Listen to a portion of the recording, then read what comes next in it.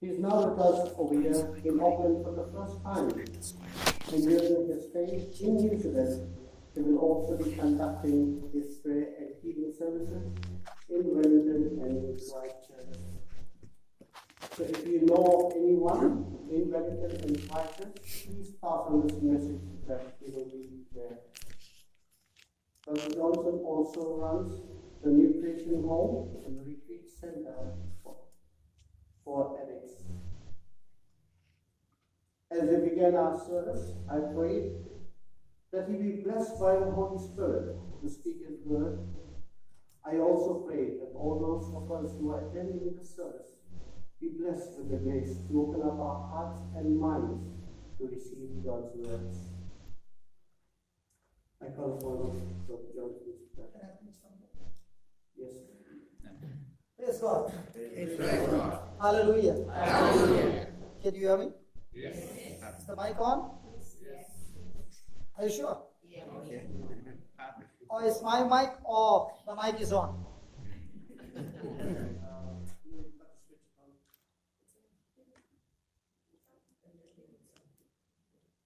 Hallelujah. Hallelujah. Hallelujah. Hallelujah. Hallelujah. Yeah. Now it's on. So all the time, my mic was on. Hallelujah. Hallelujah. So very good evening to all of you. Amen. And tonight, God is going to do amazing things in our midst. Amen. Amen. So let's close our eyes and let's ask God's grace to understand His word. Father, we thank you and we are all excited to receive from you the word of truth. Thank you, Lord Jesus, for your word that says, when my word abides in you, you shall know the truth, and the truth will set you free. This evening, O Lord, as we are gathered here, there is one desire, Lord, that everyone wants to get connected to you personally, intimately. You are the way, you are the truth, and you are the life. And you came to give us this life in abundance. So here we are asking you, mighty God, reveal yourself, the truths to us that will set our life on fire for you. Make tonight's preaching, teaching absolutely easy to understand, that we can apply it in our day-to-day life. And this teaching brings change and transformation in our life. Thank you for the great signs, wonders, and miracles that you're going to perform tonight. O Spirit of God, we bow down to your Lordship. Minister to everyone. Let not one go out of this place the same, but change. We believe, O Lord, that you are the God who answers our prayer. Take complete control over my vocal cords, my mind, my whole being. Nothing of mine, everything of yours. In Jesus' name we pray. Amen. Amen. Praise God. Praise God. How many of you, when you put sugar in the coffee, which was bitter, have doubt that the coffee will be still bitter? So when you put sugar and you stir it, the bitter coffee becomes sweet. It is a law. Just like I came by flight. Do you believe that? Yes. Yeah. Do you drive a car? Yes. Does your car flies? No. No. But the plane in which I traveled, we were so many passengers with luggage, with cargo, and yet our plane was flying. Why is it that your car doesn't fly? Don't try, please. Because there is a law of gravity that keeps your car on the ground. But there's another law that operates, that makes the plane fly, is when the plane comes to the runway, the pilot will take that plane at a high speed, and only when he reaches that speed, the air that we can't see becomes a storm on the wings, and it is the air that lifts the plane up. So there is another law that supersedes the law of gravity. It's called as thrust and lift. In the same way, tonight, God wants to teach us His spiritual law by which you can overcome the law of sin and death, the law of faith against the law of fear. Are you interested? Yes. Yes. How many of you have ever got worried? Nobody. Praise God. I knew it. I knew it. They said when you go to New Zealand, these people are so cool, man. With the climate so cool and no pollution, you will find nobody worried over there. Praise God. This is my first trip to New Zealand, and this is the first time I'm speaking to the people in New Zealand. Praise God. Praise God. Now, when a person is in worry, the person ignorantly is operating on a law that brings disaster. I've never heard Jesus say anywhere, your prayer has healed you. Have you heard? He always said, your faith. He never even said, I have healed you. So there might be many sitting here tonight and asking God, please God, heal me. And He has got news to tell you, He doesn't heal. Your faith heals you. Amen. And tonight, we are going to learn how faith works and how we can kill the works of Satan. Anybody interested? If somebody tells me, what do you do every day? I kill. I'm a killer, and I go around teaching how to kill the works of Satan. Because if you don't kill the works of Satan will anyway kill you. So it's one has to die. Either the works will kill you or you kill the works. Amen? Amen. And tonight, before we leave, we are going to see lots and lots of killing. And the best part is that killing will not take place through my hand. It will be taking place through your hand, because you need to learn the spiritual law. Praise God. Praise God. Let's take an example before we get into the word so that you understand. Let's say a car was parked in reverse, and the back side of the car is a deep, steep valley. Okay? Yep. So the person gave another friend keys and said, can you just take the car to such and such place? So he is a Christian, so he gets into the car, says his Psalms 91, says his prayers. But the problem is, he always has confusion when he puts the gear. So he puts the reverse gear, believing it's the first gear. After saying all the prayers, he's feeling good, charged, and he presses the accelerator. Praise God. After some time, they come and see the car has disappeared. Where has the car gone? But he said his prayers. He said Psalm 91. How come the car went down the valley? Because he did not follow the system. Tonight we can see this light. Very good. The electric power can work for you, and when not followed the system, it can kill you. Do you agree? Yeah. In the same way, prayer, which is supposed to work for you, when you don't understand the system, it has the power to kill you. You don't have to keep it that way. Only see that it's in that square. Yeah. Relax. That mobile is not doing the recording. Listen. Yeah. That one is doing the recording. Yeah. So you relax. Oh, come on. You don't even have to point here. You can sit in any part of the church and still get the recording. Yeah. Praise God. Yeah. So you don't have to hold others by night. I'll have to pray again for your arms. Praise God. Hallelujah. Thank you, Jesus. Now, Yes. I met her for the first time, okay? And I said, you're going to do the recording. Now she doesn't know, and I gave it to her. As long as she doesn't know, she's holding the mobile pointing to me. Are you following? Yeah. Everything that happens in our life is based on what you know. Faith is about knowing God's spiritual law. Fear is about knowing the knowledge of the world. Amen? Amen? Okay. Have you ever heard a word called word? W-O-R-D. Yeah. What's a word? No, I'm not talking a word of God. I'm just asking, what's a word?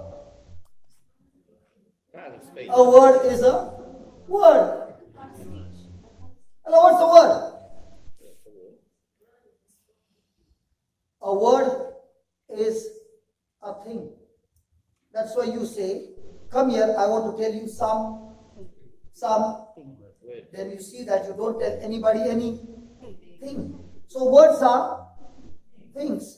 All that you see around are things. But these things are natural things which came from a spiritual thing called word. Did you get that? Hello? God created the world by his word. So what's the raw material? The word, which is a spiritual thing, is a raw material of all physical things that you see around. Is that right? Yes. Come on. Yes. So which one is more powerful? The physical thing that you see or the word that you can't see? So who is the parent and who's the child? The word is the parent and all things that I see is the child. So if I have any problem in the physical thing, I need to use the word to change the physical thing. Are you getting it? Yes. Let's go to Genesis chapter 1. And let's begin with verse number 1, 2, and 3, and 4. If you understand this tonight, we can kill every sickness and disease. Are you ready? Yep. Hello? Yes. So let's start. And be attentive. I'm going to ask questions. Now the questions are not asked to check how much you know. The questions are asked, how much are you attentive? Okay? Are you ready? Yes. Let's play this side and this side. Come on. Let's have some game. Are you ready? Yes. So in the beginning, God created the heaven and the earth.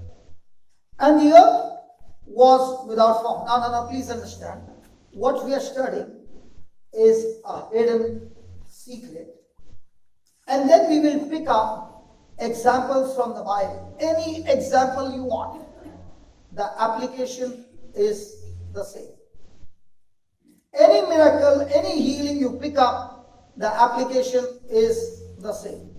So once you understand the application is the same, all I need to do is apply the truth, and we see tonight signs and wonders.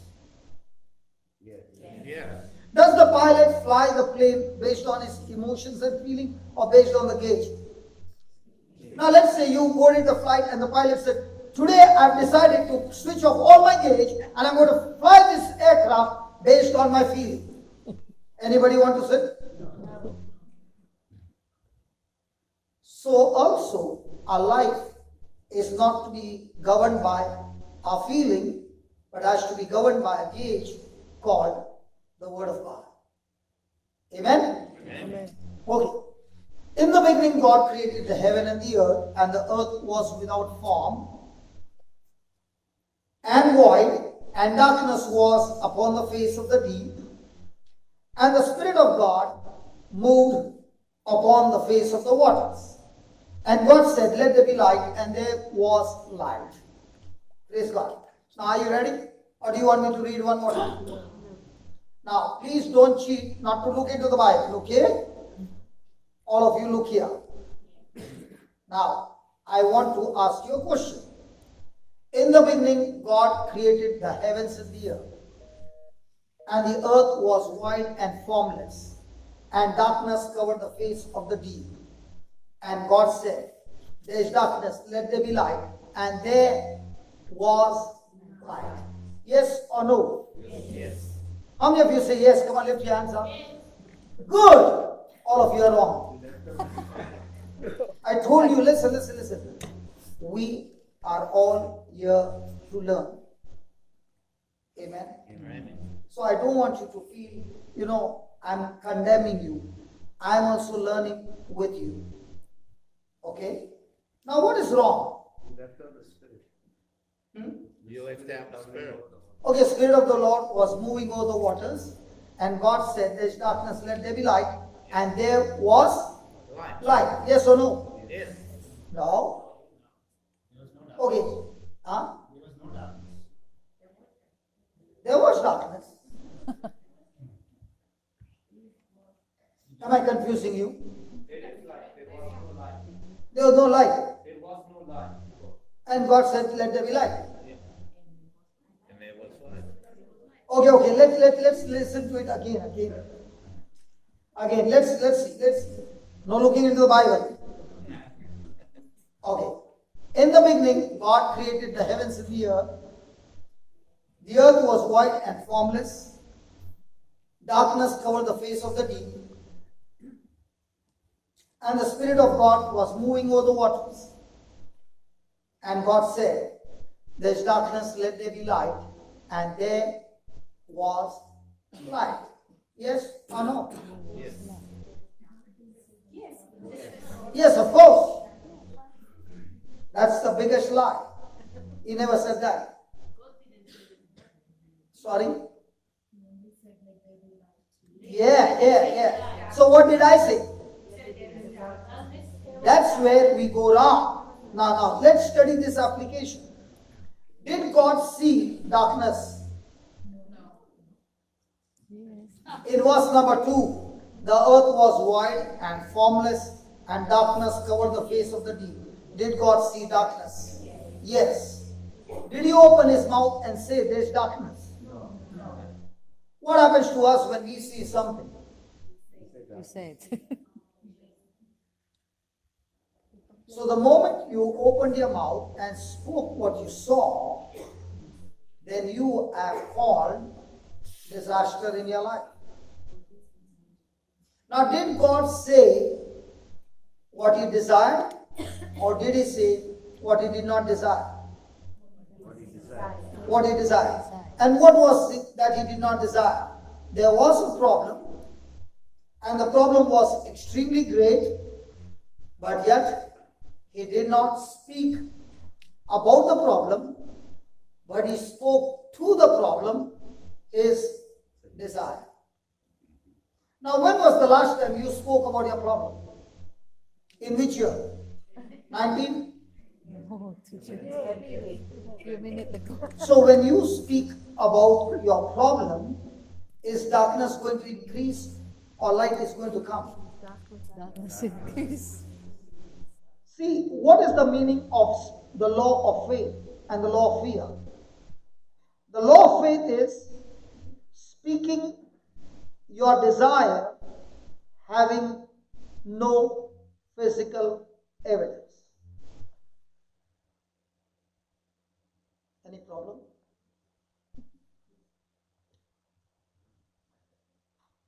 Oh, you put off the application. Don't worry, it's still recorded.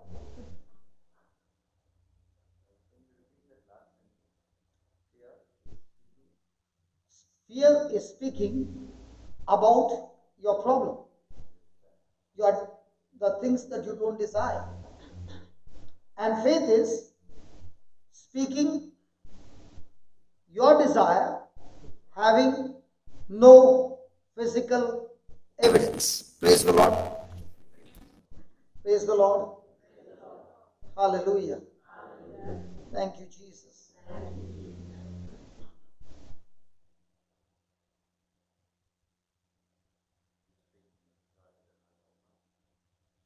Sorry. Speaking what? Yeah, because it went off. So I'm trying to connect it again. Okay, let's continue. Where were we? Okay. Now. God said, let there be light, and there was light. Before he could speak about the light, did he imagine light in his mind? Can anybody ever take a decision without first thinking? No. So even though he saw darkness, what did he do? He spoke, he thought of light, he imagined light, and he spoke it. Now when he spoke that word is a container. Anybody having a water bottle? Transparent? A transparent one? Oh, can you give me the transparent one?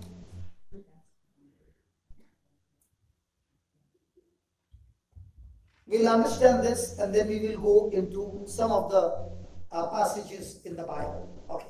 Now, can you see this bottle? It's a container. Yes. But in this container, there is a substance called water. In the same way, every time we open our mouth and we speak words, it contains the substance called faith or fear. I can speak the scripture, by the wounds of Jesus I am healed. But not necessarily in that word is my confidence in what I spoke.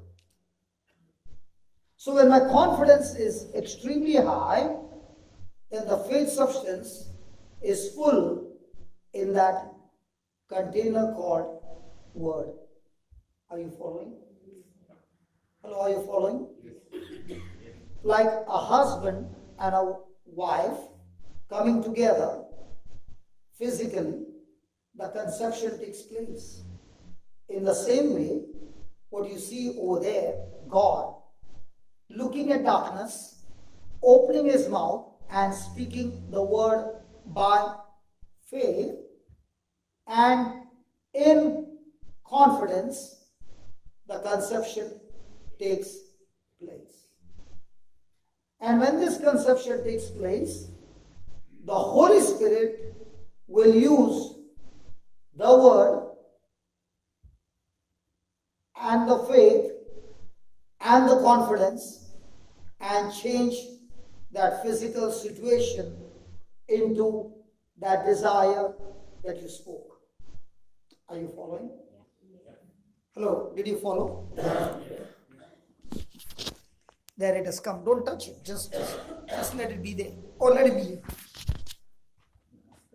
Yeah. Praise God. Hallelujah. Hallelujah. Thank you, Jesus. Thank you, Jesus. Hallelujah. Hallelujah. Did you get that? Again. Now let's take our example. I am facing some bad situation which I can see, which I can hear. Now all those things are putting pressure on me to open my mouth and speak. My question is, when I'm under pressure, what do I speak? My faith or my fear? When I speak fear, it will always be on facts, things that I can see, things that I can hear, things that are picked up by my senses, my feelings, my emotions. Those are facts. But when a person is speaking truth, truth is what God has declared in His Word.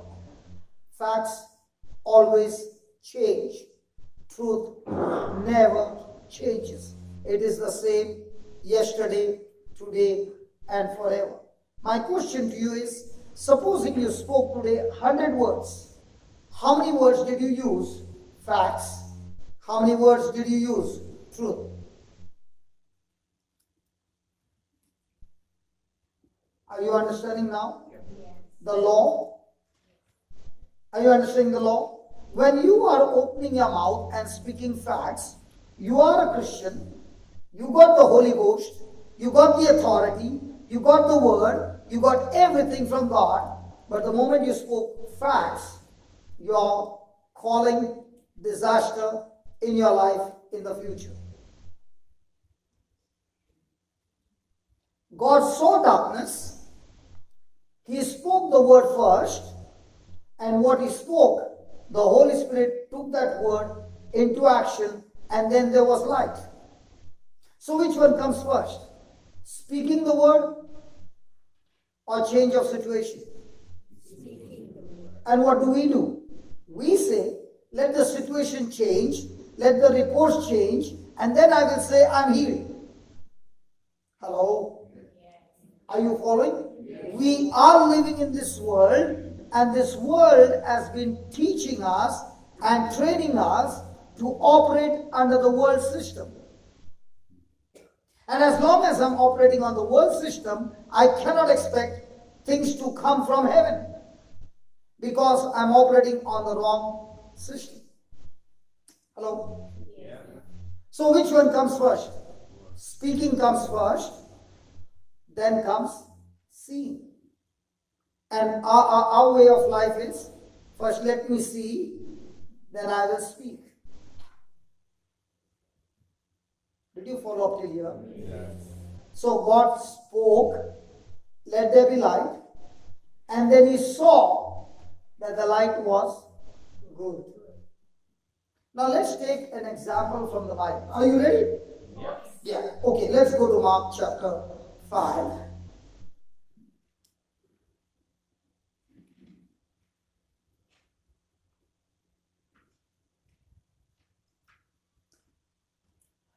Praise God. There's only one or more. Okay, so I won't be able to take the whole passage. So let's skip Jairus. And now Jesus has agreed to go to Jairus' house. Jairus' daughter is at the point of death. Okay, and Jesus is going to his house to heal his daughter. So let's pick up from the verse 25. Are you ready? Yes. Okay. And a certain woman, which had an issue of blood 12 years. How many years? 12. And she suffered many things of many physicians, and had spent all that she had, and was nothing better, but rather grew worse. Now, was she growing? Hello, was she growing? Yeah, she was growing, but what? Worse. Why was she growing worse? Hello, why was she growing worse? Correct. She had a bleeding problem for 12 days. 12 weeks. The lady was saying loudly, are you sure? Are you sure it's 12 years? Now let's say I'm not a Christian, I'm a critic here, and I come to tell you all, this story is the biggest lie. You're wrong. So prove to me. I will prove to you my case first. Any doctors here, any nurses here? Even if they are, they won't put their hand up. If a woman is bleeding for 12 years, what do you think will be the condition of her health? Just weak? Some of them are using already medical terms. Will she be able to stand? So I'm going to prove to you my case, okay? Did she go to the doctors? Yes. Did she pay their bills? Did she get better? No. So her condition became worse. If this woman cannot stand, here she says, When she heard of Jesus, she came in the press behind and touched his garment. For she said, if I may touch but his clothes, I shall be whole. And straightway the fountain of her blood was dried up, and she felt in her body that she was healed of that plague. Biggest lie. Have you been to India, brother? Yes. You have been to India? Yes. Have you seen Bombay? Yes. Did you see the crowd of New Zealand and Bombay? The crowd in Auckland and the crowd in my city. Is it the same? No. Did you ever try to get into the train? You will faint, brother. Don't try. You don't even try. No way, no way. The moment you go to the railway station and you see the crowd, you say, I better take a flight back to Auckland. Anybody from India? Anybody from Bombay? Those from Bombay, they know what I'm talking about. Now, was this woman going to meet Jesus to get a healing? Yes. Was there a multitude following Jesus to Jairus' house? How can this woman pass through the crowd? Sorry? Yeah, you are from Bombay, no? At least, thank God you did not say she was crawling. Is it practical? Not possible. But now, God wants to show us how supernaturally it is made possible. And the same formula, when we use tonight, we will see amazing things happen. Is there anybody who has got deaf ears? Hearing aid? There's one, praise God. There's two, praise God. There's three, praise God. So we are going to see how these ears are going to be opened. The formula is the same. And these ears are not going to be opened by me, but by anyone who has never laid hands on the sick. God, I don't know why they are looking at me like that. Hello. Now, which one is better? I teach you the formula theory, or I show you the demonstration? So once you understand the formula, the system, the law, it's a law, it's a law. Once you understand the law, and you follow the law, and we will see these ears are open, then what happens to you? If the ears can be opened, can it deal with my marriage? Can it deal with my children? Can it deal with my finances? Can it deal with my health? Can it deal with my job? It can deal with everything. Now, what was the problem with this woman? She was saying what she was going through. She must have kept on saying, I thought this doctor said I'll get well. I paid the money. Now the money is gone. I'm broke. And my health has become worse than before. Come on. If a sickness is there and the doctor says, don't worry, we can fix it up. And nothing happens. And 12 years are gone. That sickness is stuck like a chewing gum. At night when everybody's sleeping, that sickness saying, what, you're going to sleep? Talk to me, I'm still here. Come on. I know because I've seen death 21 years back. And the Lord delivered me. He healed me, He set me free. And that's why He taught me His system. And I thank God He did not heal me instantly. He began to teach me His system from the Word. And when I began to practice the Word not only healed me, got me out of my financial crisis, got me out of everything. And today I can say, I live a life in abundance, the whole package. And I've come to tell you the same good news. Amen? Amen? Amen? Amen. So, as long as she was living on facts, was she growing better or worse? Pause for a moment and ask a question. Of the words that come out of your mouth, are you all the time thinking, feeling, speaking seeing about your problems? Then are you growing better or worse? How frustrating it is that you come to church every day, pray every day, fast, do everything, but still operate the wrong law. So you are not living on faith, but you are living on sight. There are two kinds of faith.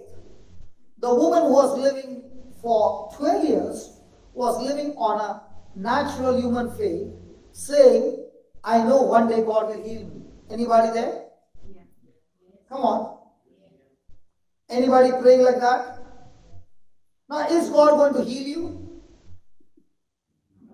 No? That means our God doesn't heal us? He will heal you? So what's your faith? Supposing you had pain in your legs. What's your faith? You will receive healing. Did you hear that? I will receive healing. That means, is it in the future tense? Come on. Now remember, faith is never in the future tense. Hope is always in the future tense. Please, I'm not pointing fingers, okay? Hey, come on. Please, are we here to learn? Yes. Yeah. Okay. Faith is always now. Faith is always agreeing to whatever God's word says. Now, is God's word saying that God will heal you, or is God's word saying on the cross when Jesus was wounded, by his wounds you have already been healed? You are. Is it in past tense? It's not you are. Open your Bible to 1 Peter 2:24, please. You are healed. Again, you went wrong. Please read it from your Bible, otherwise you'll say, his Bible is different. Come on, read it from your Bible, please. Anybody? 1 Peter 2:24. Yeah, brother, please read it.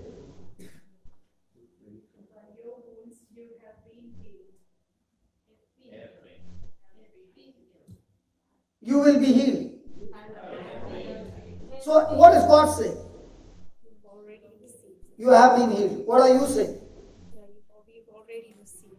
What are you saying? I will be healed.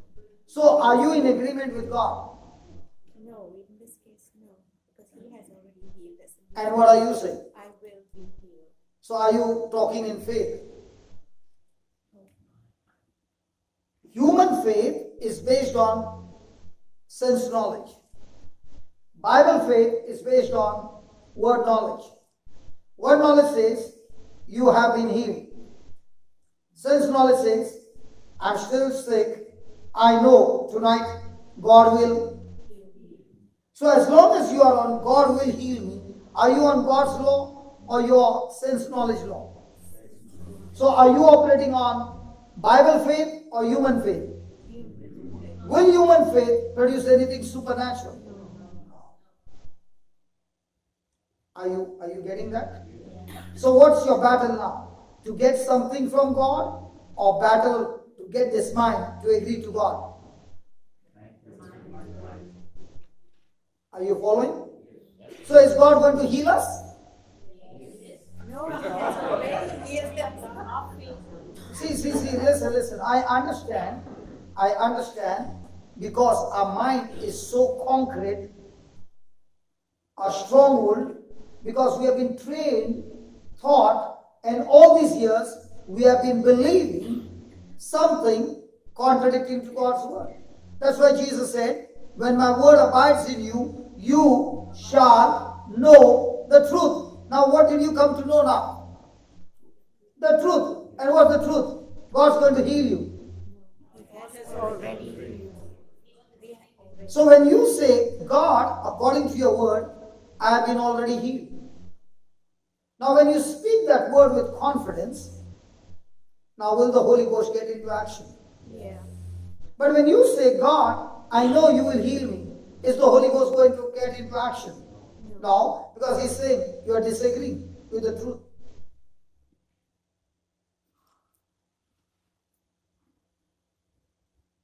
Praise God. Hallelujah. Lord, I hope they are not looking at me with anger. Hallelujah.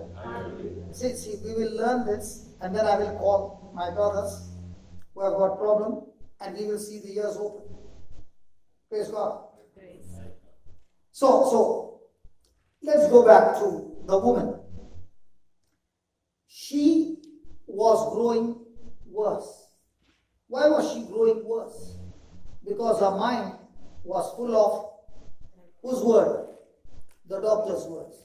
Have you ever remembered what the doctor said?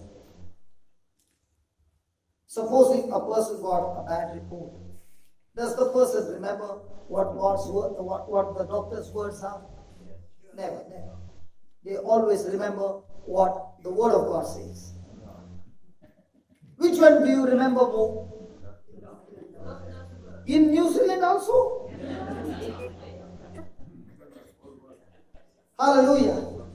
So, if you remember the doctor's word, then which word is spoken out of your mouth? So, did you speak the word of faith or the word of fear? How do you feel? How do you expect speaking the word of fear, which gets connected to you to the kingdom of darkness, and expecting harvest to come from heaven?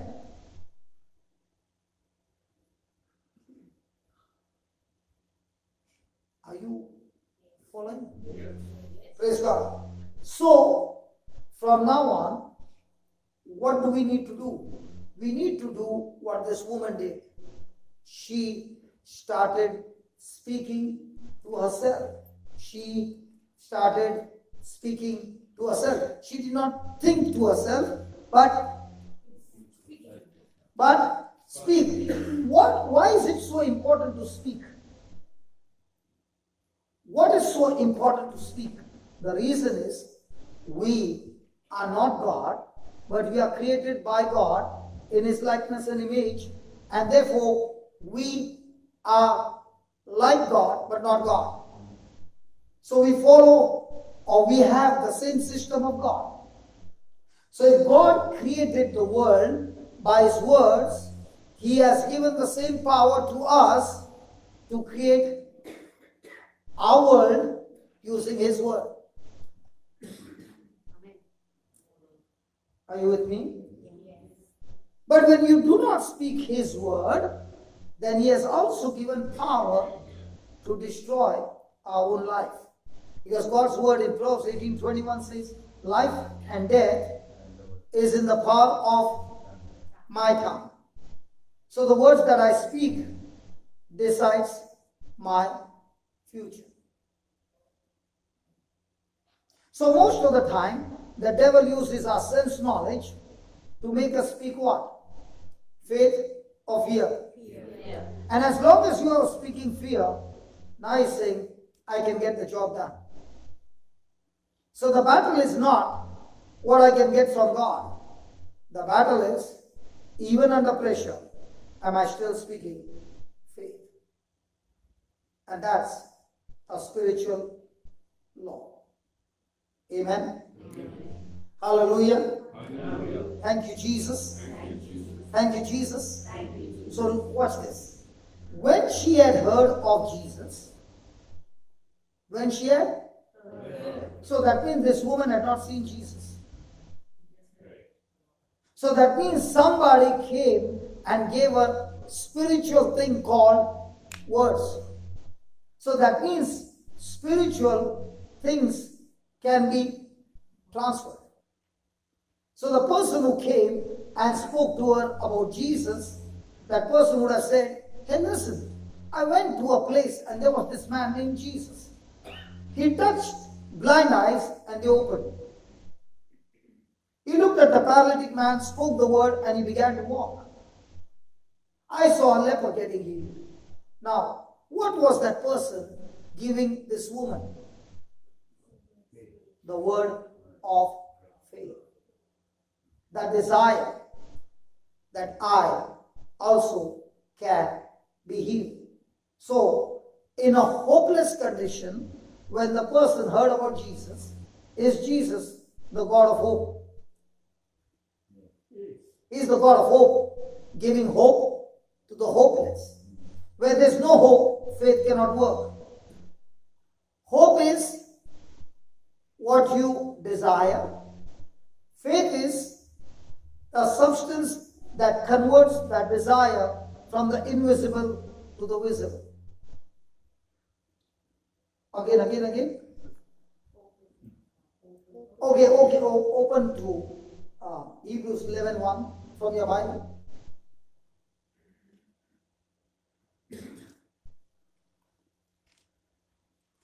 Hebrews 11:1.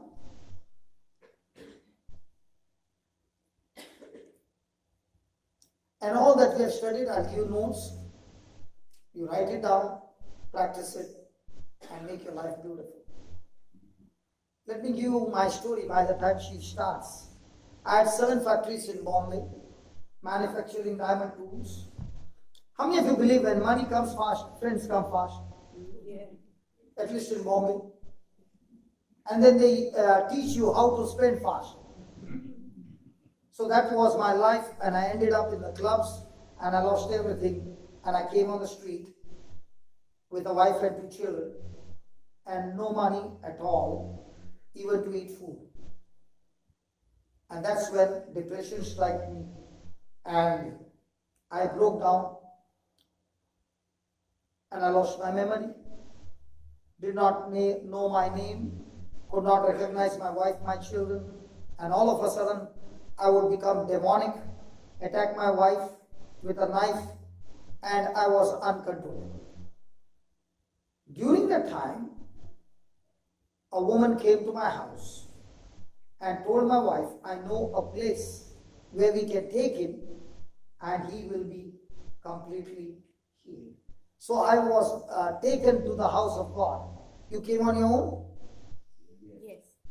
I did not come. I was taken in that state. And when I entered in, I began to attack people over there, beat up 8 to 9 people, and I was thrown out of the house.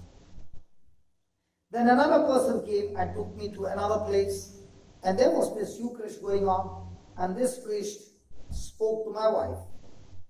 Take him home, he is completely healed. Now, that's the application we got to learn. In those days, I used to shake my head throughout the day this way. And when he said these words, take him home, your husband is set free, she was very happy, but the symptoms had not changed. Now with her eyes, what can she see? Her husband is healed or not healed? Not healed. But do you know what she did?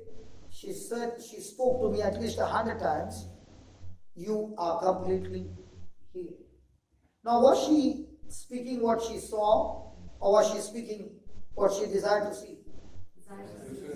Next day, she taught the children the same. On the 5th day, my memory was restored. I recognized her, called out her name. She brought the children and said, who are these? I said, these are our daughters, their names. Then she asked me, what's your name? And that's when I recognized and I gave my name. On the 5th day, my head had stopped all symptoms. That is the principle of faith. And then began my journey to study the Word of God. And I'm here to tell you, in this 21 years, okay, God blessed with a retreat house worth 35 crores. And in 21 years, I've never taken a love offering anywhere that I go to preach. All our ministry works free. Why does it work free? Because the Bible says, freely you have received, freely you gave. Now, supposing you had $10 and you spent $7 on a poor man, how many will you have? Come on, talk to me, please. $3. $3. Now, all those who said 3 is what we learned in the Word. That's natural human faith. But when a person reads in the Bible, Luke 6:38, he says, When you give, it shall be given to you. Good measure, pressed down, shaken together, running over, shall men give unto your bosom. Now, when a person is operating on Bible faith, he is excited because he's saying, what I spent in the kingdom of God is going to multiply to 700. So 21 years applying this application, it's only multiplied. Are you understanding? Yes. So I can say I have faith in God, but I'm using natural human faith. I can say I've got faith in God. Now my action corresponds to what the Bible says. We have 3 rehabs for the drug addicts and alcoholics. Their stay, their food, everything is free for 6 months. Retreats are conducted every month. Their stay is free. Why are you so sure? Just as I'm sure when I put sugar in the coffee, it becomes sweet. In the same way, I'm sure what Jesus said, the manifestation shall surely come to pass. That's called faith. Are you following? Yes. So you can say, I have faith in God. But the question is, on what scripture are you talking your faith?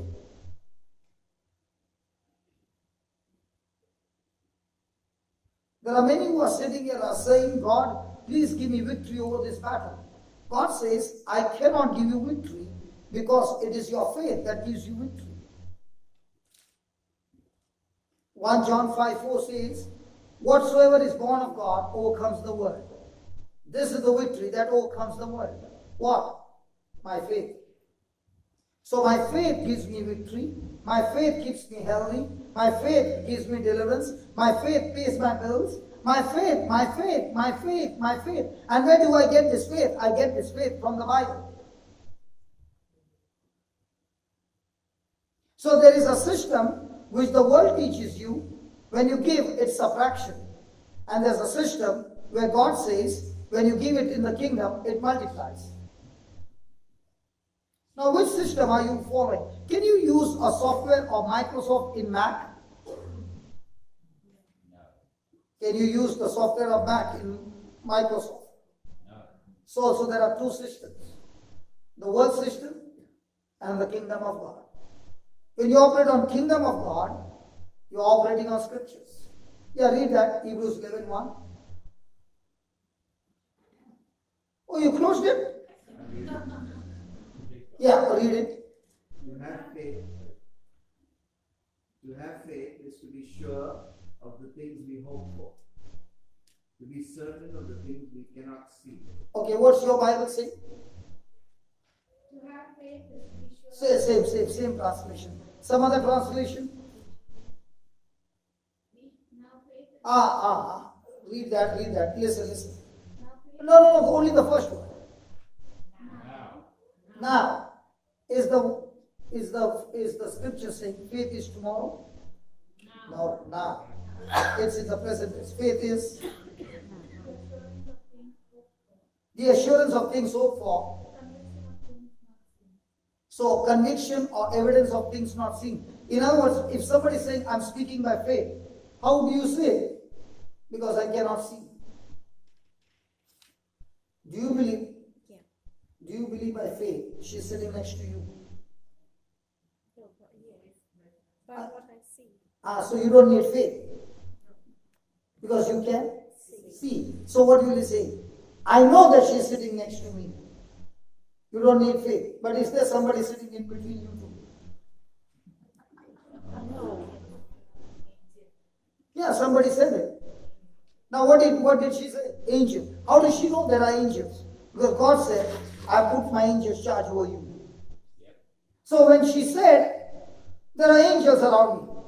Did you see? No. Then how do you have faith? Because he said, he has put his angel charge over me. So now your faith is based on what you see, or what you see here. Are you understanding? So I must ask myself a question. Every day when I speak, do I speak based on evidence not seen with my eyes, but evidence seen in the Bible, then you are speaking faith. Otherwise, it is only a human faith that brings no result. Hallelujah. So let's see what this woman did. When she heard of Jesus, she came in the place behind and touched his garment, for she said, if I touch but his clothes, I shall be whole. So what's the secret?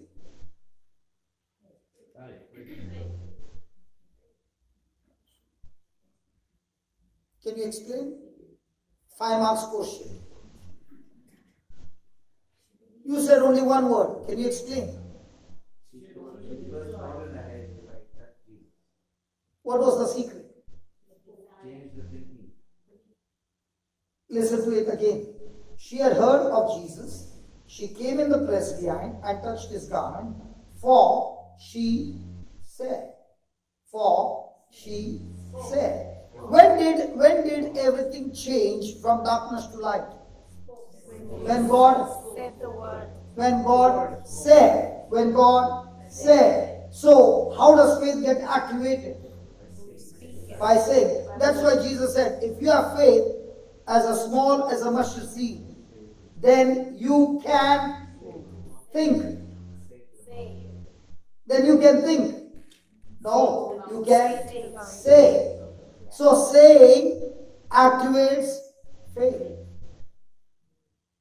Are you getting it? So now when she said, if I touch his garment, I shall be healed. Now whose job is to get the healing? Her job or Holy Spirit job? Holy Spirit. What is her job? Just say. To say. Her job is to say, believing. God spoke what he believed. Holy Spirit took the word and changed darkness into light. Yeah. Now did she keep saying to herself? Yeah.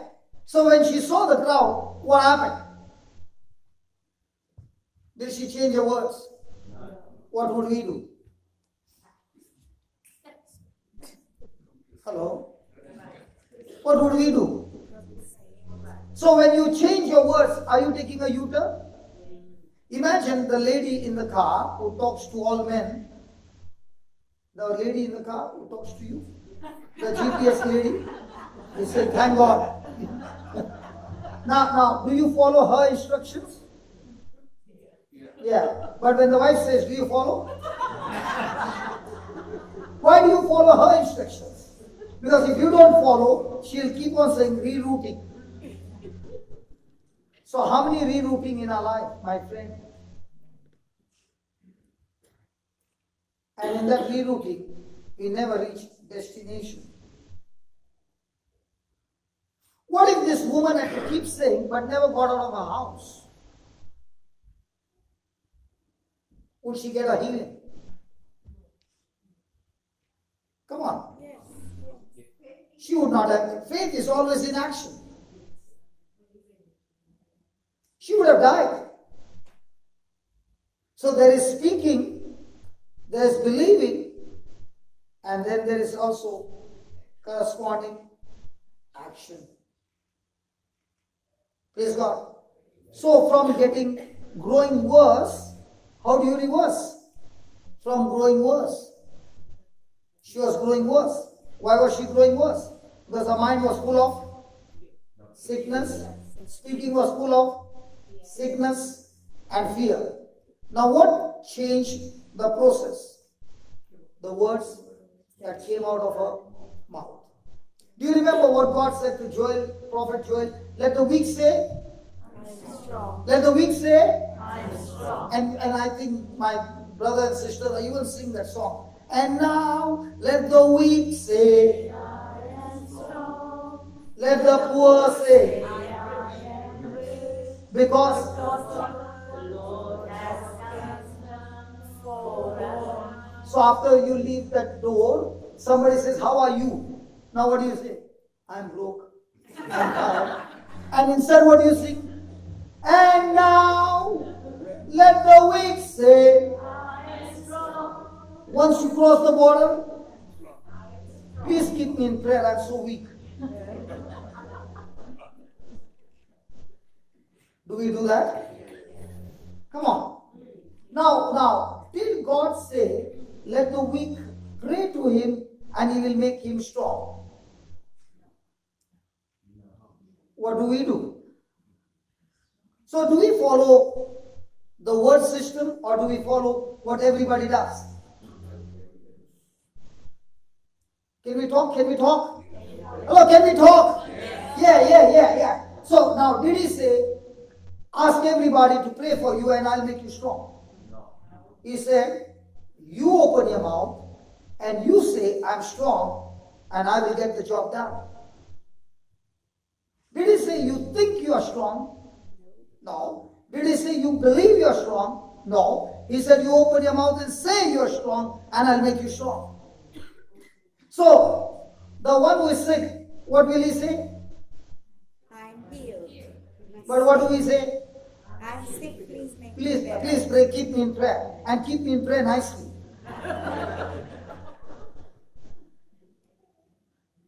Come on.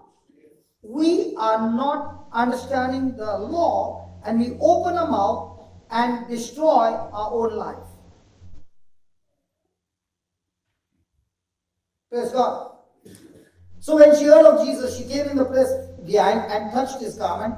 For she said, if I may touch but his clothes, I shall be whole. And straightway the fountain of her blood was dried up, and she felt in her body that she was healed of that plague. So who made the way for her to go into the crowd?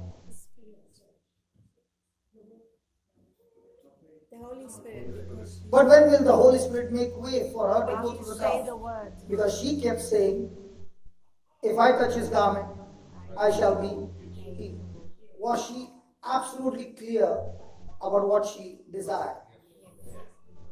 Even though there was so much of pressure. Now, for that woman, if the people come to know that she's got a bleeding problem, she will be stoned to death. Did she say, who is going to take me? Nobody can touch her because she's unclean. Where will I find Jesus? So many questions. But she stuck to only one thing. If I touch his garment, I shall be.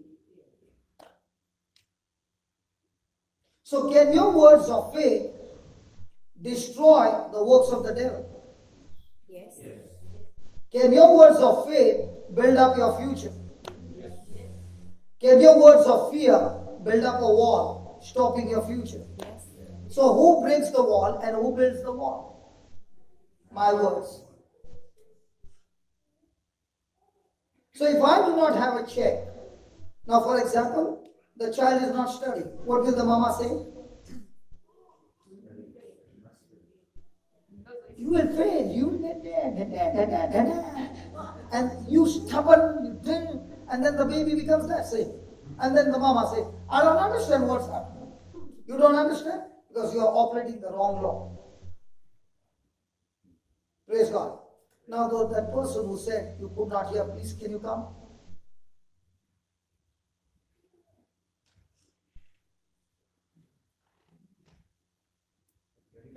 loss. 100% loss also, no problem. Come. Anybody else? Should I go or should I not go?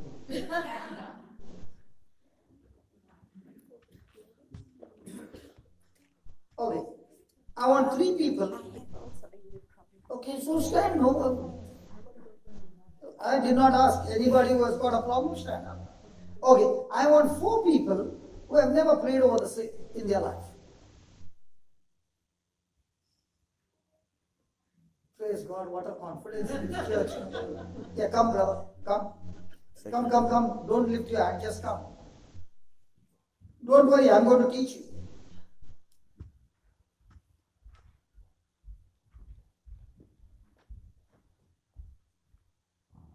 You go, I go.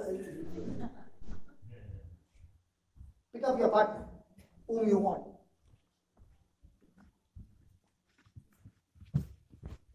Okay?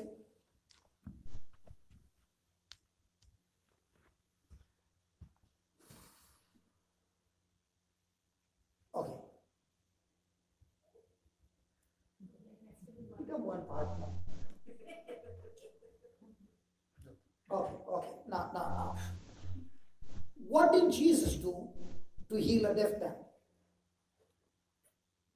Touched and said, be opened. Correct. Now, did Jesus say the very thing he did, you are able to do it as well? So, are you going to believe his word or are you going to believe your own thinking? His wisdom. His word says everything that he did, we who believe in him are able to do the same. Is that right? Yes. Can you be in the frame, brother? You're going out of the frame. No. There.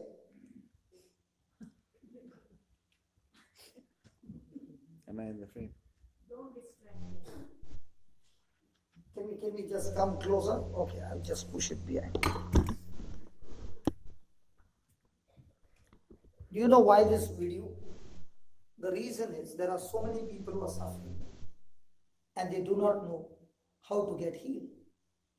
So when they are watching on the screen and you are praying that prayer, that same prayer works for people who are watching on the screen. Because for me, I see this every day. But if I am able to teach you and go, when I come back, I can see the seeds that were scattered have become into trees. Is that right? Yes. Okay, I'm going to show you. No hearing it, no? Yeah, remove the hearing. What about you?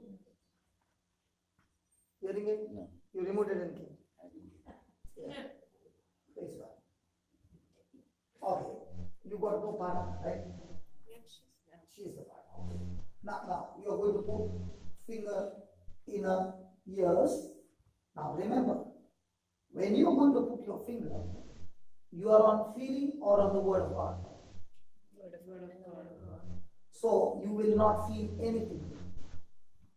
Faith is believing, not feeling.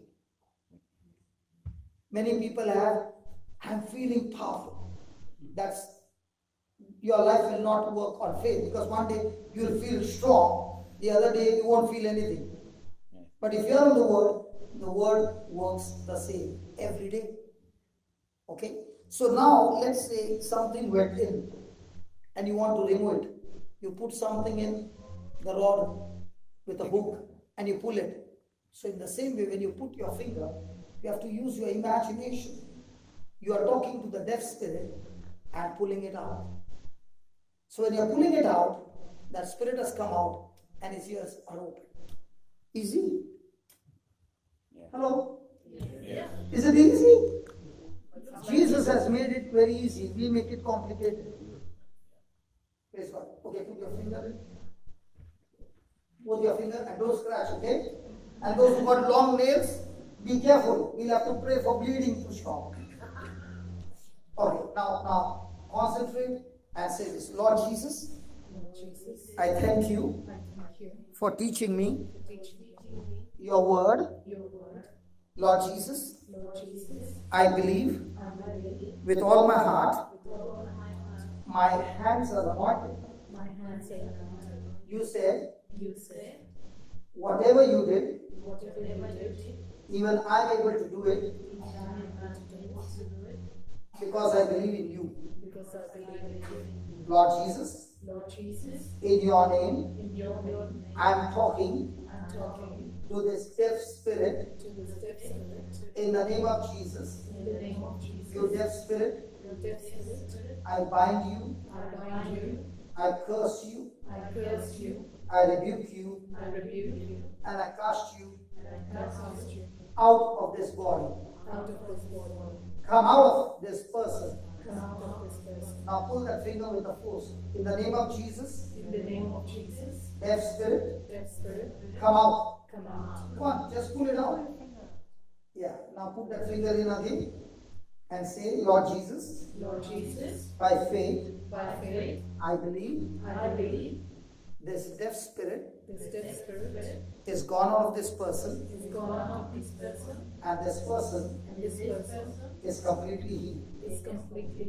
The ears are recreated, and this person can hear freely in Jesus' name. In Jesus' name. Thank you, Holy Spirit. Thank you, Holy Spirit. I have spoken the word, I've spoken the word, and you have performed and you have performed the surgery, the surgery, successful surgery, successful surgery, and healed this person and healed this person completely completely. in Jesus' name. In Jesus' name. Amen. Amen. Now, leave it. Close your eyes. Unless you will read my lips. What's your name? No, close your eyes. Which ear was having trouble? This one. Close this one. No. Okay. What's your name? What is your name? Did you have dinner? What did you have? Are you married? How many children? When did you get married? 1994. Now you can hear. Okay, praise God. The next one. Yeah. Take off the finger. Enough. Are you ready? Close your eyes. What's your name? Mona. Where are you from? India. Which part of India? Kerala. Kerala, which place? Calicut. Are you married? Yes. How many children? Pardon me? How many children? One. You can hear now. Pardon me? Now you can hear me? She's married. Okay, we'll do the finishing. Open your eyes. Pardon me? I said open your eyes. Okay, we'll pray one more time. You close your eyes. Can somebody ask her a question? You all understand English? No. Or are you all, oh my God. Where do This you is live? real, man. Where do you live? Where do you live? In Auckland, Highland Park. Any other question? What is your name? Cheryl. How long have you suffered problems with your ear? Since I was a child. Wow. Ask the last man. Only 1 year is damaged, right? Both. Okay. Same. Close your eyes. Yeah, brother, that's good. Talking that side, you can still hear. Speak. What's your name? Lenny, When did you first have hearing problems? maybe 2 years ago. Can you reduce your volume?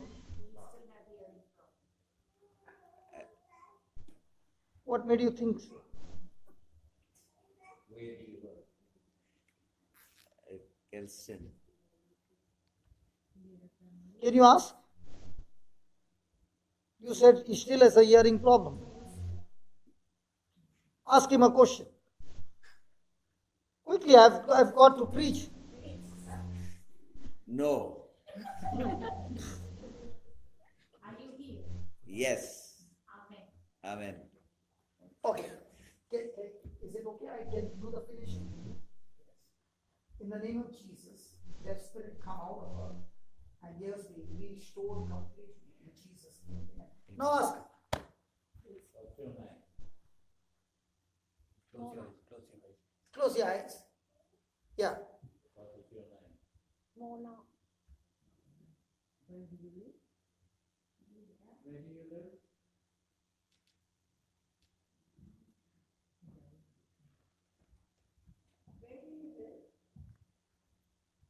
I live in North Shore, Berkeley. So she can hear. And she had hearing aid. Yes. Praise God. Praise God. Hallelujah. Yeah. Shall we continue? Yes. Yeah. Thank you. So after this, I'm going to call different people with different sicknesses. Okay? Hello? Yes. Is that easy? Yeah. Oh my God. Can we give the Lord a big hand? Yeah. You don't need to use your hearing aid. Okay. God bless you, Mona. Thank you.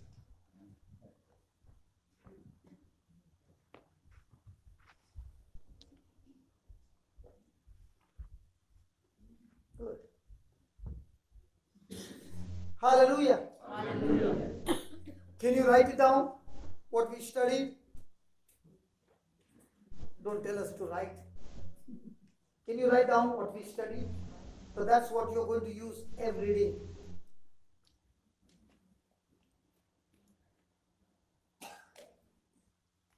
Which one is important, that we see the healing and we go home and we do not practice? Now, what a person got healed, is it permanent? No. It is not. The person has to apply the law.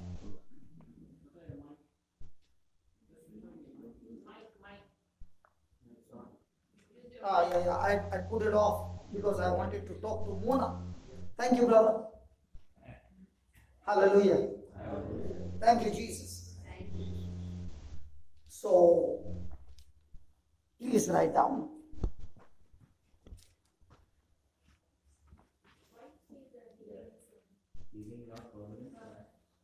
I'm saying that it's not permanent because if that person goes into worry and opens his mouth and starts speaking with fear, then that person will lose what he has received.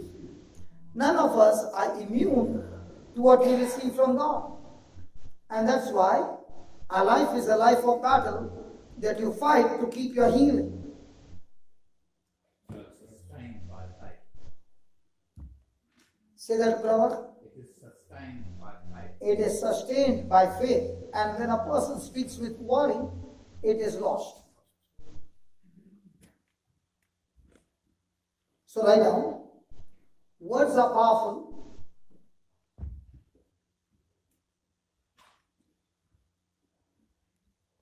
And their effectiveness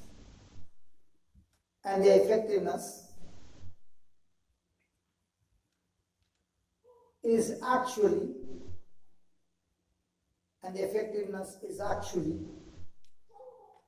in response to a spiritual law. In response to a spiritual law. Got a mobile now? You can chat now. Why don't you chat with Jesus? And let me tell you, listen, Baba, what you are writing, practice it. When we meet again, you will be saying, my whole life is changed. It's a law. It's just like a person who went to driving school, learned, got a license, and drives the car safely. In the same way, these are spiritual laws that you can govern your life to a great future. Praise God. After this dictation, I'm going to call people with arthritis or joint problem, and we'll fix it up.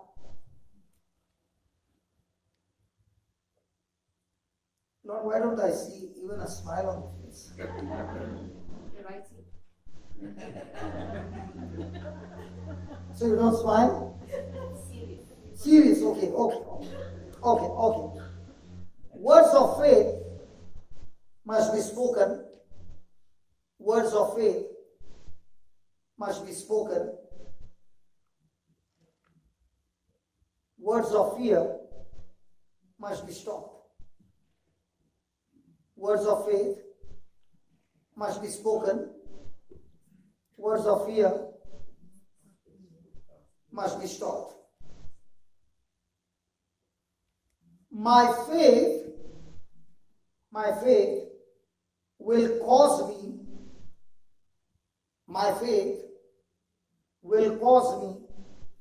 to speak God's word. My faith will cause me to speak God's word in every situation.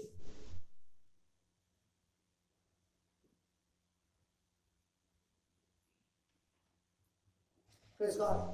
So if you're going through some problem and you open your mouth and you speak fear, why did you do that? Because your spirit has not been fed with faith. Example, when I eat dinner or any food, I finish my eating, but my stomach is working and converting that food into calories, right? In the same way, when I keep hearing the preaching, the teaching with my ears, I am eating spiritual food which my spirit will convert it into faith. Are you getting that? Yes. So let's say a person is in depression. I was in depression. So how did I come out? I was listening to that priest who was preaching and teaching, writing notes, and going home and again hearing it. So was I eating with my ears spiritual food? Yes. When I began to eat spiritual food, did my spirit convert that spiritual food into faith? Yes. So when faith began to grow, what happened to fear? Are you getting that? So now when you are eating the word of God right now with your ears, and if you can do this every day, even though you are in depression, this word will get you out of depression.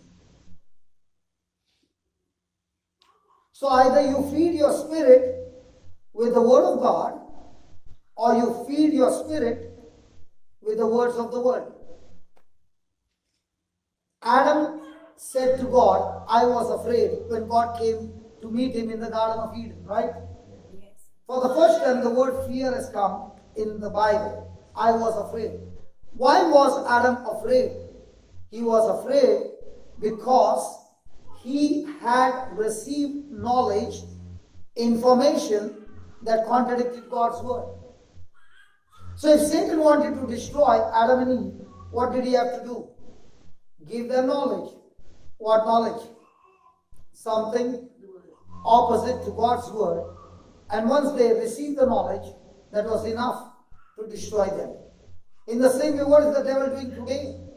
He is giving you knowledge which is not of the Bible, but of different sources. We receive that knowledge, and now that knowledge is going to kill you. Ask a question to yourself. Every day you are receiving knowledge. Where's the source? The Bible or something else? And if it is something else, you are on a journey of disaster.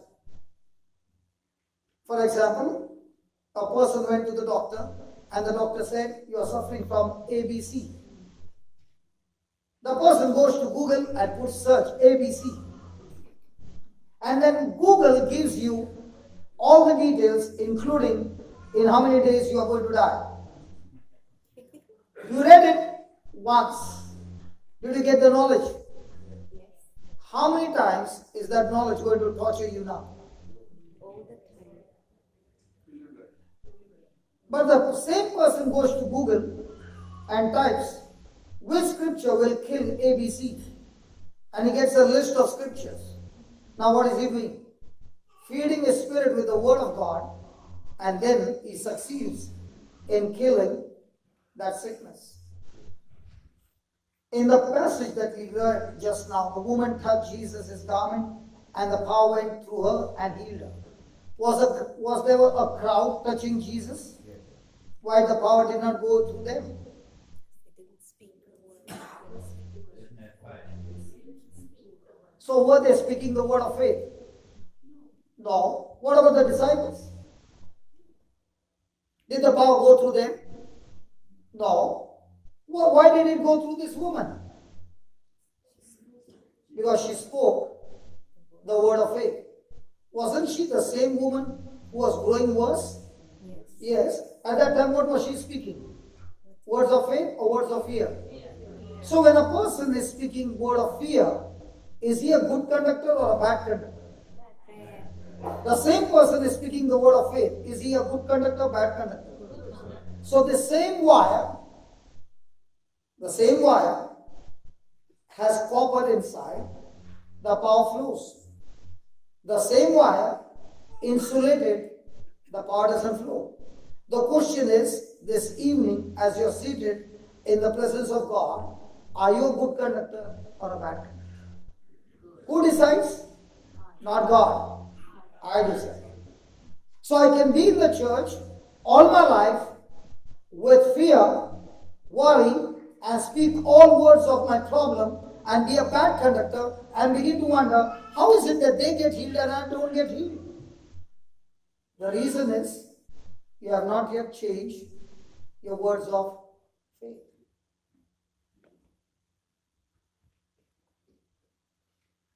Is it making sense, my friend? Yes, praise God. Just 2-3 sentences and then I'll call. Is that okay? Yeah. Words are powerful. See, for me, the healing is not that important. Healing is to show you the confirmation of what I'm teaching. Yes. But if you can get this teaching, this is the root, and what you see is the fruit. Are you getting it? Yes. So once you get the root right, wow, I can now take the devil. Come on, devil, I'm ready for you. Let's fight it out. Amen? Amen. See, how many of you have seen WWF? I knew New Zealand is so loving. Not one of you have seen. I have. You have seen. Okay. Yes. Okay. There are also matches where there are tag team matches. Yes. So one is inside, one is outside. Is that right? So the one who is inside is the one who is fighting. The other one is outside. When he becomes tired, he comes and gives a tag, and then the other one goes in. Right? Who is your partner? What do you mean? Who is your partner in your battle? Jesus is your partner. Okay. Now watch this. This woman who had a bleeding problem for 12 years and she grew worse. Who was inside the ring? She was inside the ring and Satan was bashing her up for how many years? 12 12 years. Why?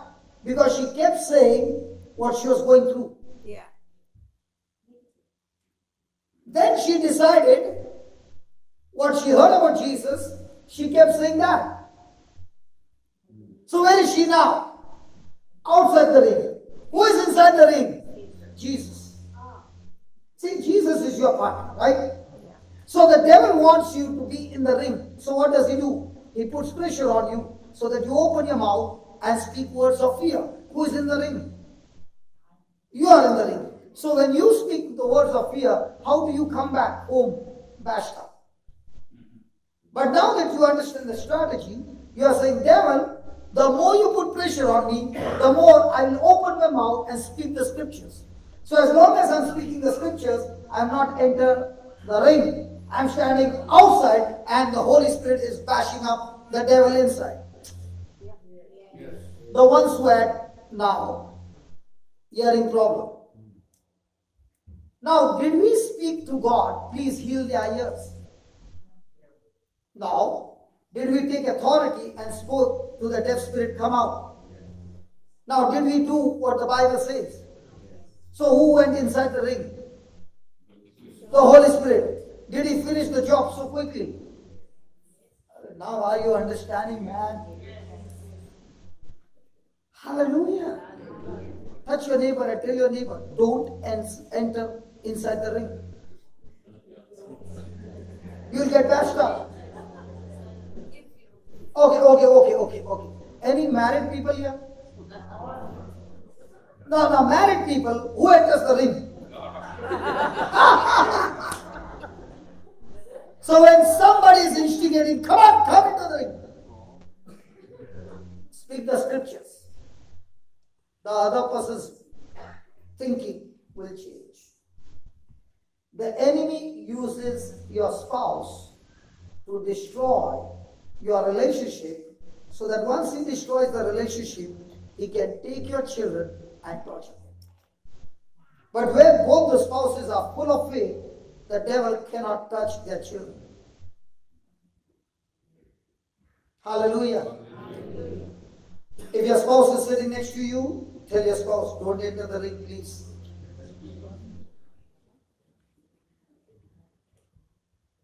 Hallelujah. So now you know the strategy? Yes. Right on. Words are powerful. And their effectiveness is actually in response to a spiritual law. You already wrote it? Okay. Believing is a two-step process. Believing is a two-step process. You believe in your heart. You believe in your heart. And then speak. And then speak what you believe. And that's faith. You believe in your heart and then speak what you believe. That's faith. 2 Corinthians 4:13. Okay. Anybody with joint problems? Bone joint problems? She lifted a hand even while writing. Come here, come here, come here. Finish writing? Yeah, come. How many years you have got this problem? Only one? Only this one? Small one? Okay, praise God. Yeah, come. Oh, so many are coming. Come. No problem. I'll move the camera behind so that we can get the whole lot. Okay, this time we will not call people from outside. You pray for each other. Is that okay? Can you come close? Is it okay? Come. You're coming for everything, no?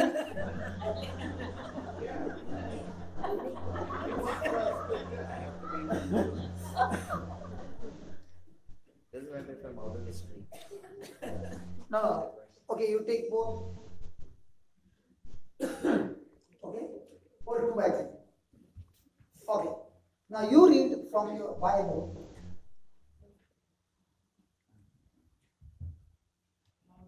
Lenny, everything is all right.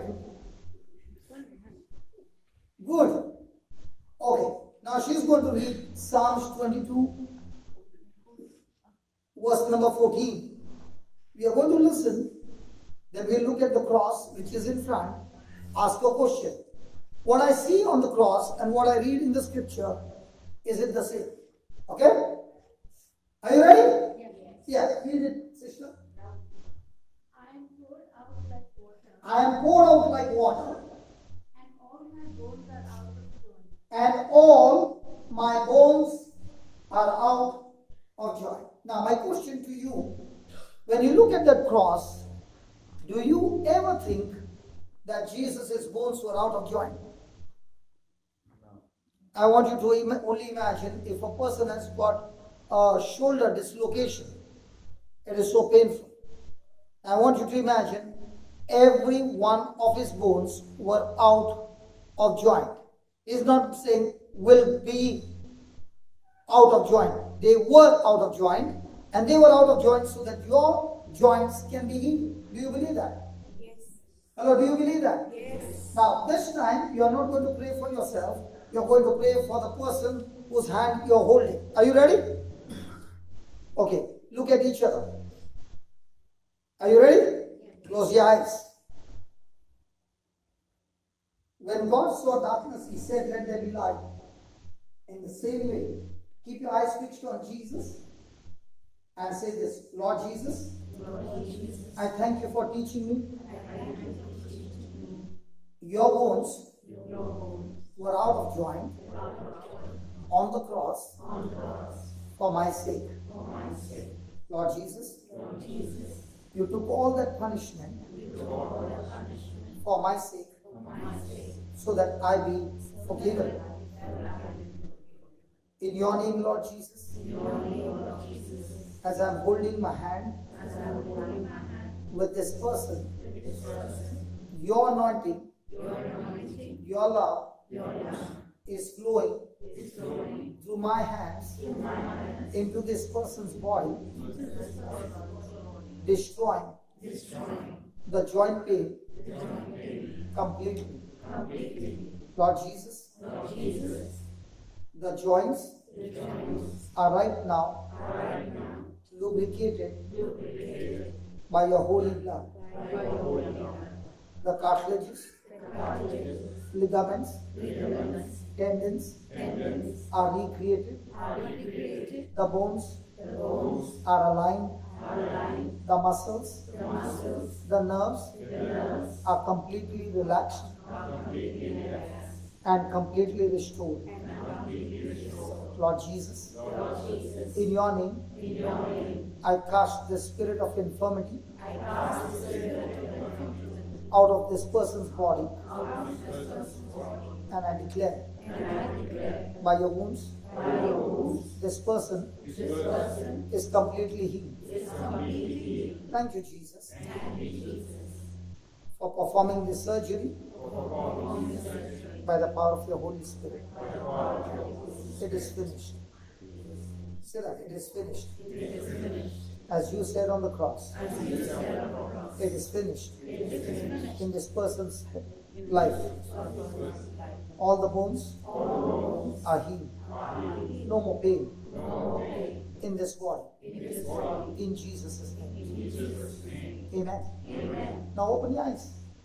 Now what was your pain? Now move your ankle. No pain? How many years?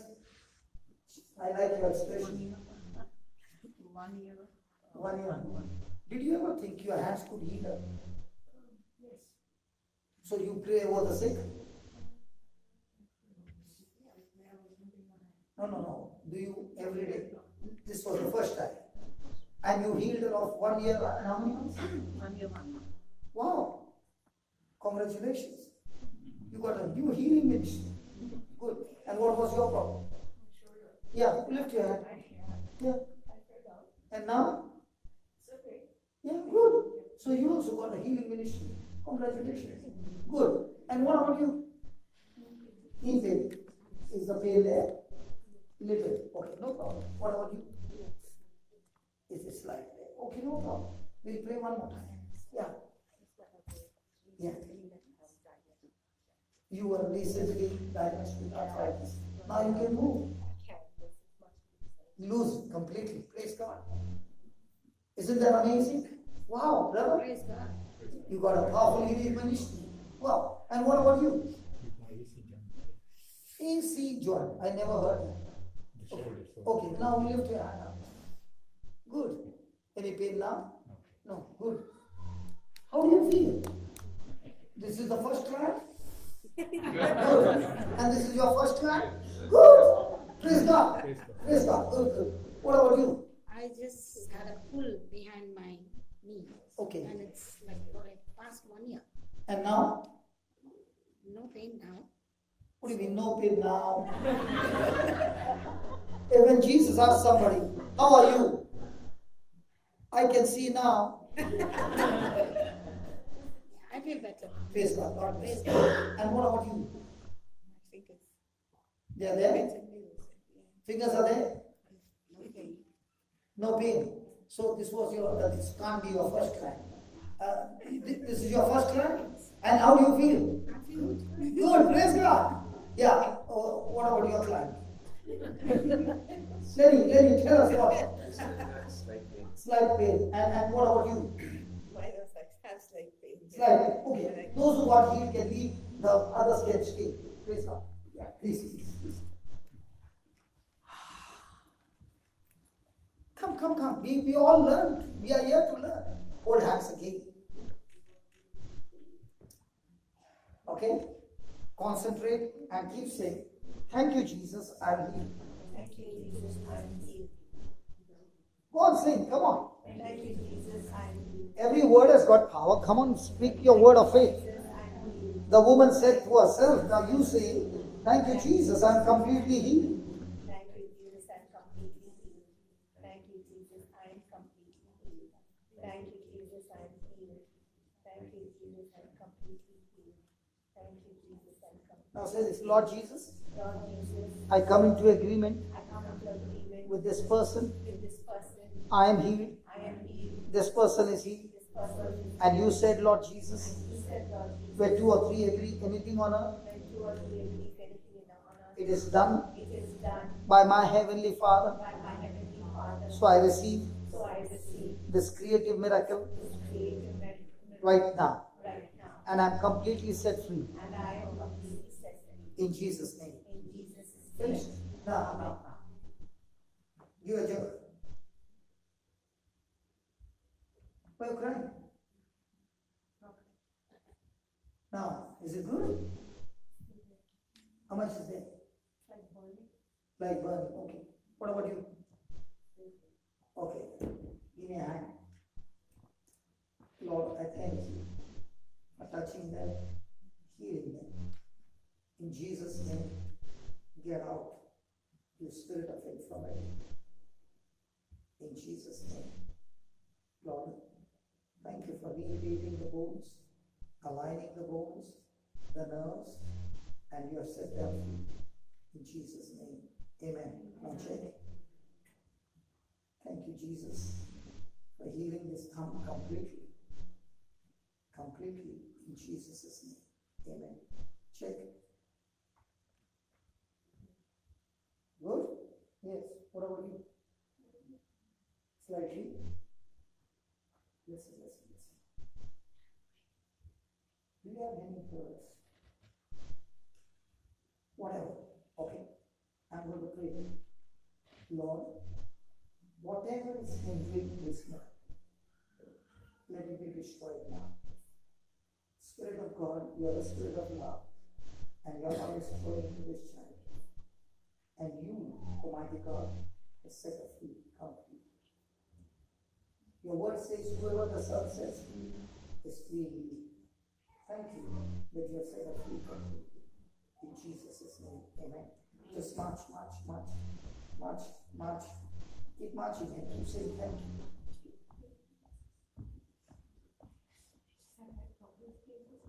You had for such a long time. So when you were in that pain, were you speaking words of faith or words of fear? Yeah, Googling everything. So now will you stop Googling? Hello? Yeah, now check. Come on, sure. Yeah. No. Yeah. Come on. Yeah. Come on. Yeah. Listen. All this time, you are filled with sorrow. Now, when the word of God comes in, it destroys the word of fear and turns your life around in faith. I'm going to give you a link. Go on the YouTube, JCILM, Jesus Christ is Lord Ministry. Jesus Christ is Lord Ministry.info. There are thousands of videos on different healings. Okay? So get into it, feed your ears with the word of God, and before I leave New Zealand, I will hear so many good news from you. Is it done? Yes. And what about you? You had fractured. So now how are you? Okay. And now?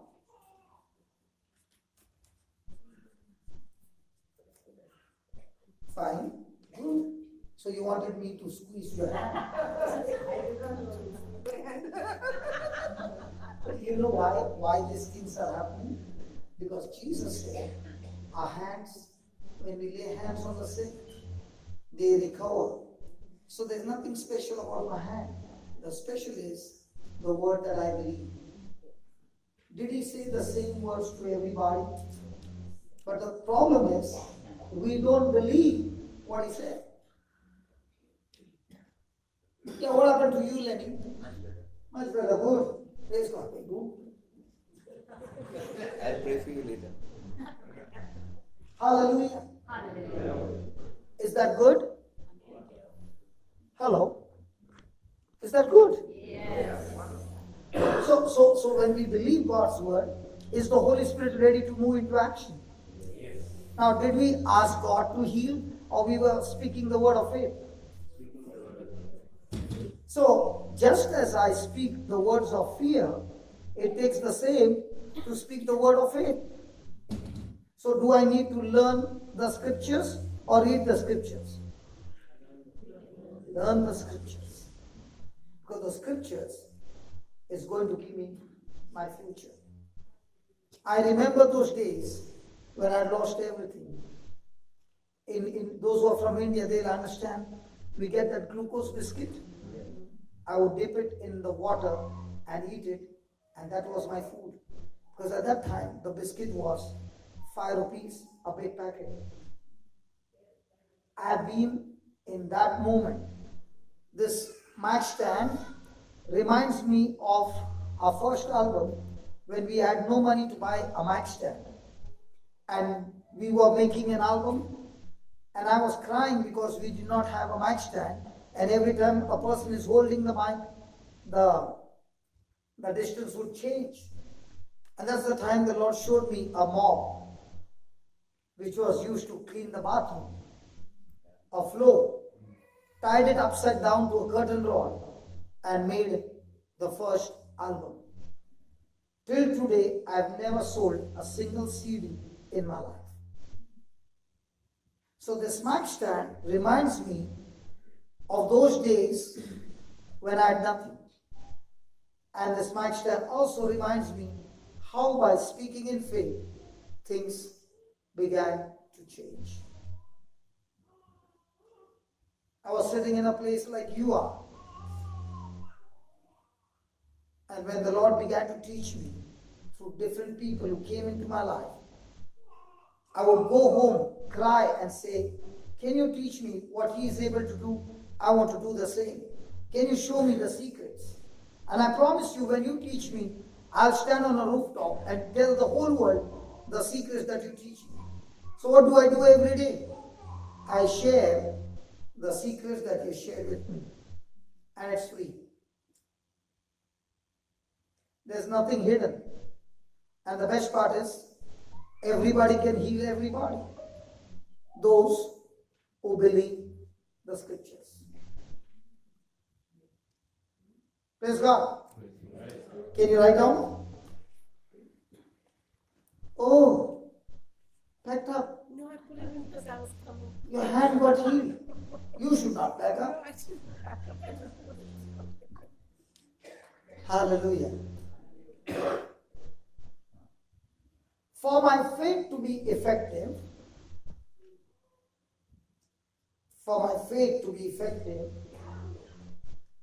the believing part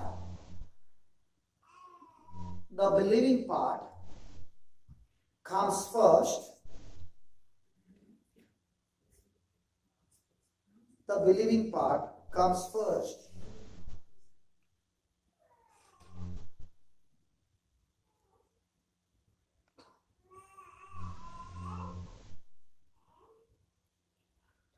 And then comes the having part.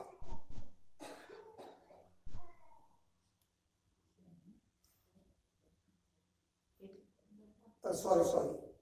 For my faith to be effective, the believing part comes first. That is believe and speak. Believe and speak. And then comes the having part. Okay, let's study this before we close down. Can you give me 15 minutes?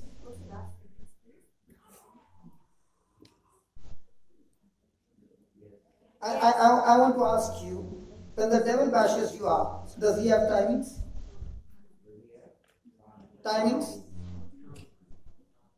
Can we spend 15 minutes extra? Because I can say 99.5 people sitting here are making this mistake. We'll go through the scriptures. Is that okay? Yes. Okay, let's go to Mark chapter 11.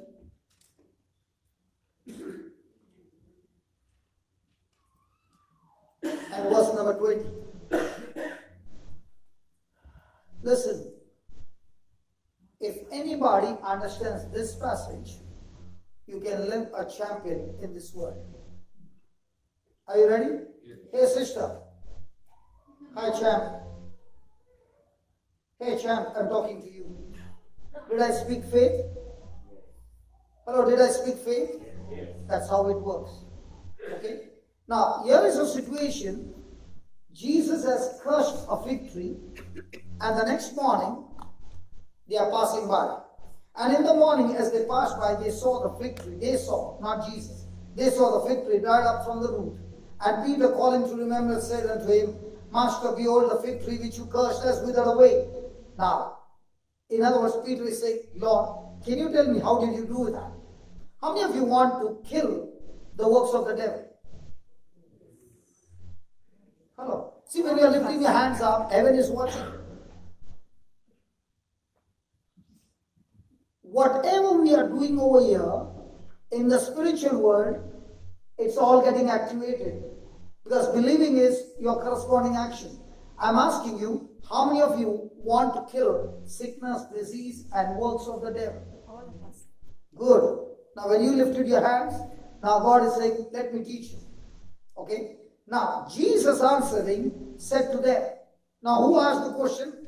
Peter.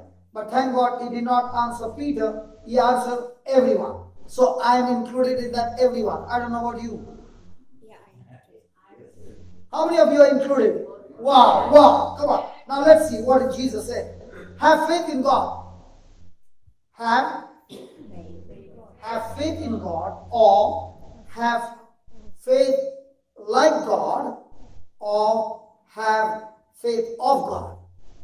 Is our God a living God? Yes. Is he a God of faith or emotions? Faith. He's a God of faith. Who are you? His children. Yeah. So he wants you to be children of feelings or children of faith. So he's saying, have faith of God or God kind of faith. Now he's teaching us, how can you and I have the God kind of faith? Hallelujah. Okay. For verily I say unto you, that whosoever, say that whosoever. Now did he say for the priest? Did he say for the nuns? The preacher? Anyone? Anyone. So are you included? Yes. Hello, are you included? Yes. Good. Whosoever shall pray about this mountain. You know, the problem is you never came with your Bible. So whatever I'm saying, you're believing. Yeah. Yeah. So what did I say? Yeah, pray. Now did he say pray or say? Did he say pray or say? Brother is saying, I don't know. Now, next time, should you come with your Bible? Now, Jesus never said, pray about your mountain. Pray about your problem. He said, say to your problem. Which one are we expert?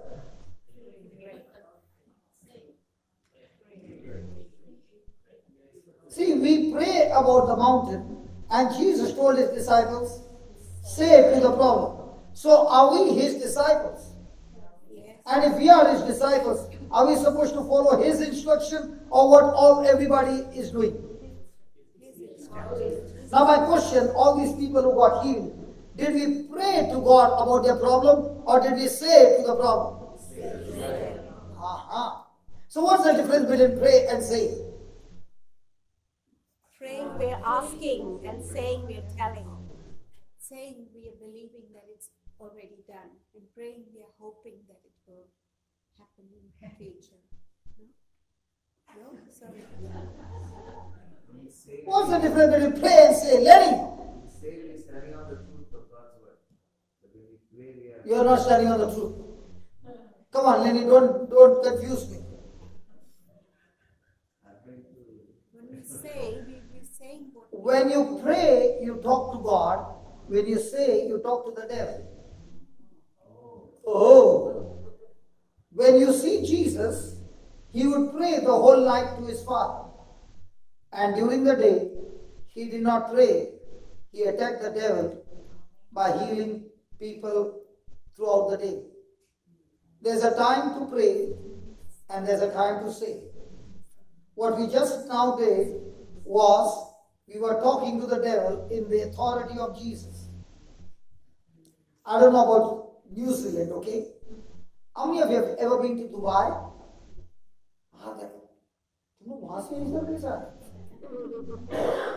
You're in Dubai?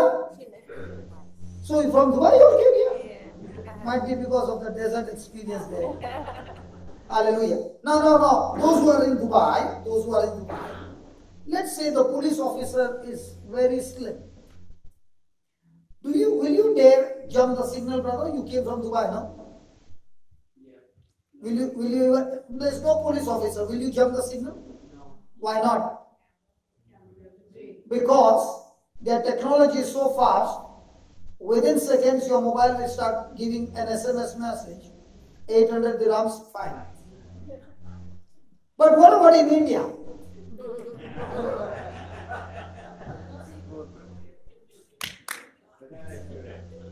That fellow is gone. Why? The same person doesn't break the law in Dubai, but the same person breaks the law in India. Because the law is not enforced. Is that right?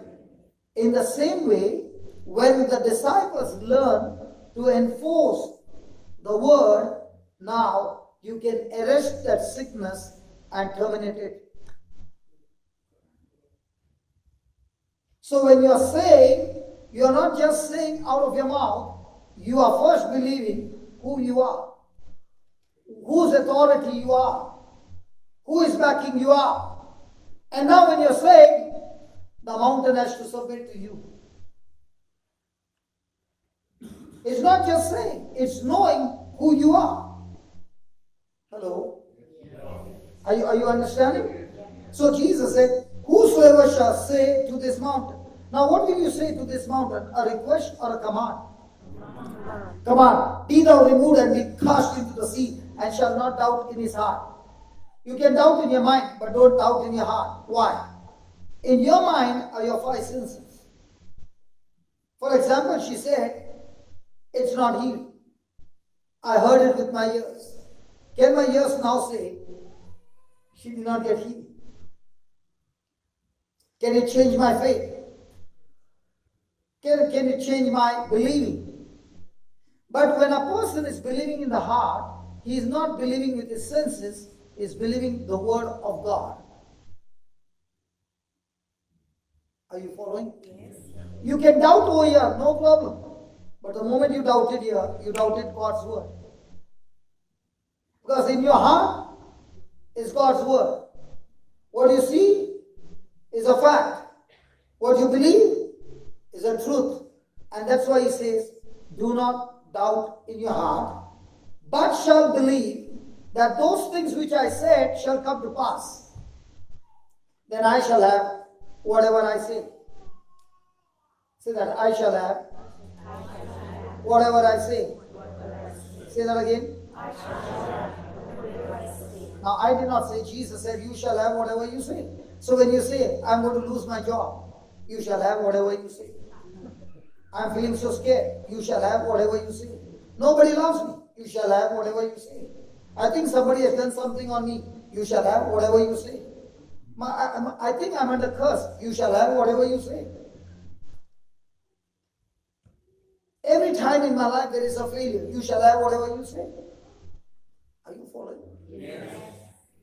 So once you understand, I shall have whatever I say, now what are you going to say?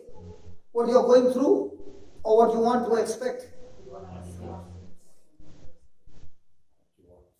So write down this quickly and then we wind up. I will call some other people and then we wind up. Praise God. The first fundamental of faith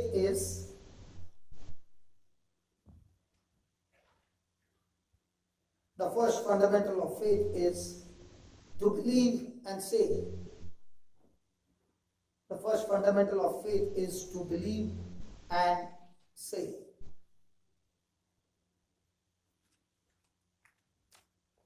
The second fundamental of faith is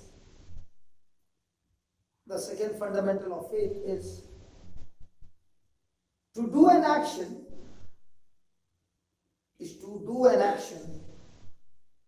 that demonstrates your faith. Now, did I say first? Did I believe? Yes. Did I say? Yes. Did I demonstrate my faith by calling people out of their place? Yes. Did it work? Yes. That's how faith works. Praise God. Praise God.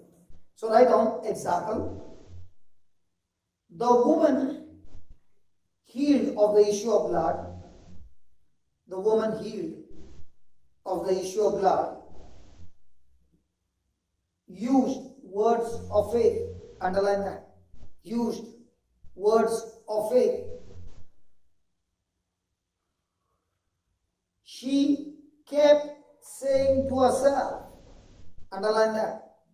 She kept saying to herself, if I touch Jesus' clothes, she kept saying to herself, if I touch Jesus' clothes, I will be made whole. I will be made whole. That's Mark chapter 5. Mark chapter 5, 25 to 34. She could have sat in a house. She could have sat in a house, believed. She could have sat in a house, believed and spoke,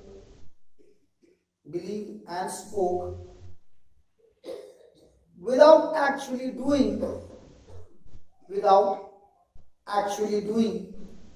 what she was saying. Without actually doing what she was saying. In that case, she would have died in the house. In that case, she would have died in the house. She could have let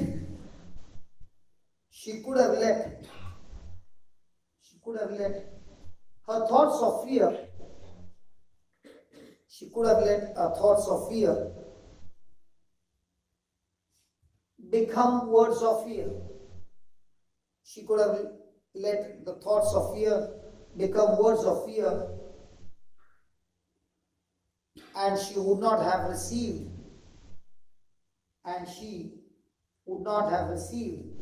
her healing.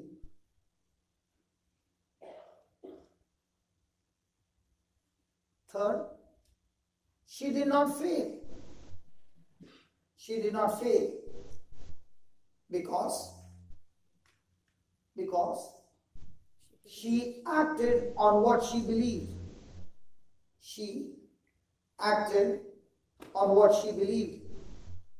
That is her faith. Here is the spiritual law. Which can work for each one of us. Here is a spiritual law which can work for each one of us. First point, she said,